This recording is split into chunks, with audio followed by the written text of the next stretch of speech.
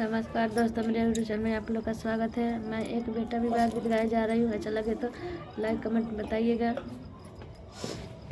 चलल कमना पपा बनारसा बेटा के बियाह करे घटावा गेरे लगना गोरा कैसे में बेटा बियाह बिन घटावा घेरे लगना गोरा कैसे के बेटा बियाह बिए घटवा के देवाली छतवाया नरिया के दीपक घटवा के देवाली छतवाया नरिया के दीपक कौना गाँव में तमुआ तनई बाबले में बेटा बियाह